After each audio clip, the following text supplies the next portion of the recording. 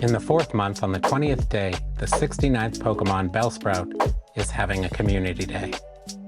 I see what you did there, Niantic. Okay, so what that means is Bellsprout will be appearing more frequently in the wild, and if you evolve it to Victory Bell between the 2 p.m. and 10 p.m. time frame on that community day, you will get a Victory Bell that knows the fast move Magical Leaf. Now we'll dig more into how that affects meta-relevancy in a little bit, but first let's go over the event details. So bonuses first, and there are some good ones in here. We are going to get 3 times Stardust for catching Pokemon, 2 times Candy for catching Pokemon, 2 times chance for trainers level 31 and up to receive Candy XL from catching Pokemon. Lure modules and incense, excluding daily adventure incense, activated during the event will last for 3 hours. We'll have those snapshot encounters as well, and 1 additional special trade for a maximum of 2 for the day, as well as trades requiring 50% less Stardust. Now that 3 times Stardust bonus is a nice one, especially if you have stacked some Paris from the Bug Out event in your field research task. And then if you are wanting to power up Victory Bells either as a raid attacker or for Ultra League and Great League, then the candy bonuses are also good. We will have the standard 4-star raids as well. So Weeping Bell will be in the 4-star raids, and when you defeat those raids, you will have extra Bellsprouts spawning around the gym for 30 minutes, and they will have those boosted Calm Day shiny rates as well. We will also have the usual event field research tasks, so that will get you further encounters with Bellsprout, as well as Stardust, Great Balls, and more. And then there will also be the $1 USD Calm Day special research story, which again will get you more encounters with Bellsprout as well as its evolution line. And then you usually get some items and a premium item like incense, star pieces, lucky eggs, or something like that from that research as well. So definitely worth it if you want to spend some real money on the game. We are going to have the standard event bundles in the in-game shop as well. So there will be one for 1,350 Poke Coins, and that will get you 50 Ultra Balls, 5 Super Incubators, 1 Elite Charge TM, and 5 Lucky Eggs. And then a second one for 480 Poke Coins that will get you 30 Ultra Balls, 1 Incense, 3 Super Incubators, and 1 Lure Module. Generally, these bundles are worth it. They're a good value for the coins. And that bundle with the Elite Charge TM is one of the only times that you can get Elite Charge TMs in the in-game shop. It is weird that it is an Elite Charge TM this time rather than Elite Fast TM, because the legacy move for this event is a fast move, and usually they line that up. But yeah, I guess they didn't this time, or it was a typo in the announcement. Not sure which.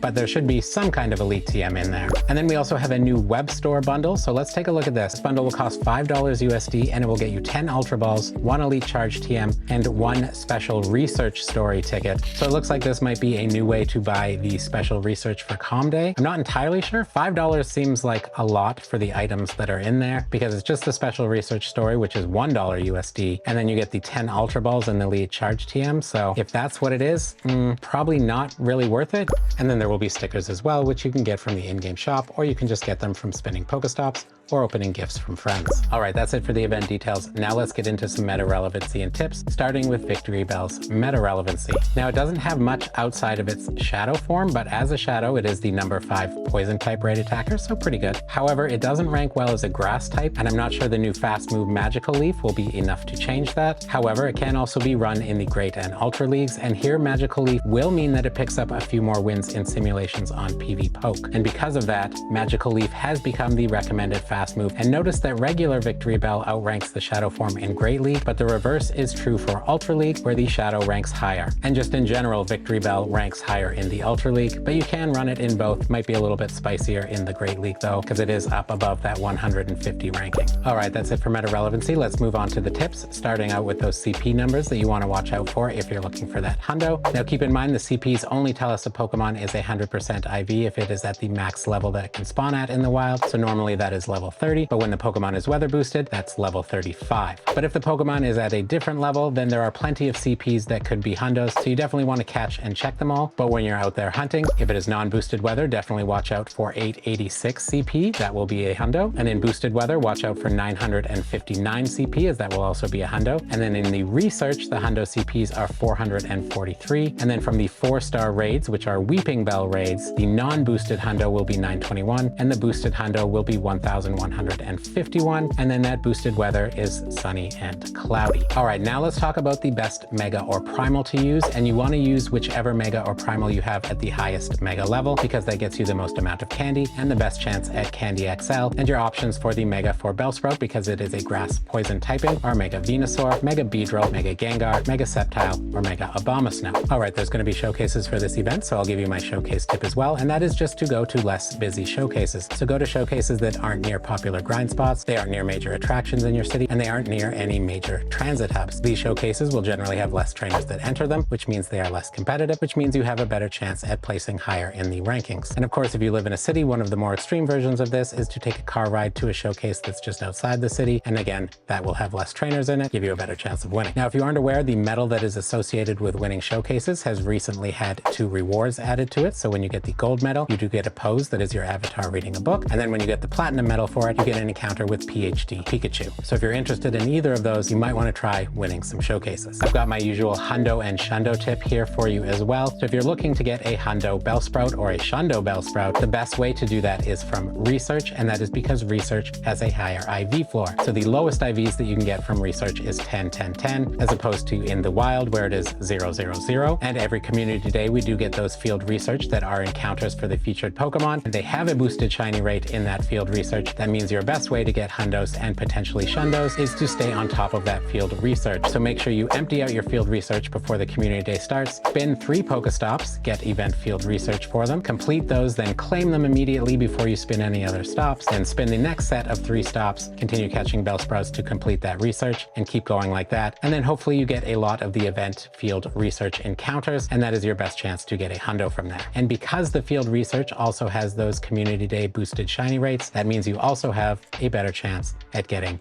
a Shundo. All right, my last set of tips here are medal tips. So the first one is for field research. There is a medal that requires you to complete 2,500 field research. And because these event field research for the community days are so easy to complete, generally just catch 3 of the featured Pokemon, which will be everywhere, it's pretty easy to get a lot of those done during this event. And then of course, the type medals. So Bellsprout is a grass type and a poison type. So you can definitely make some good progress on those type medals during this event as well. All right, everybody, that's it for this video. Consider hitting the like button if you found it useful, and subscribing for more Pokemon Go news, tips, and live streams. If you want more Pokemon Go content right now, check out one of the videos on screen. Happy hunting. I hope you get yourself a Shundo Bellsprout, and we'll see you in the next one, friends.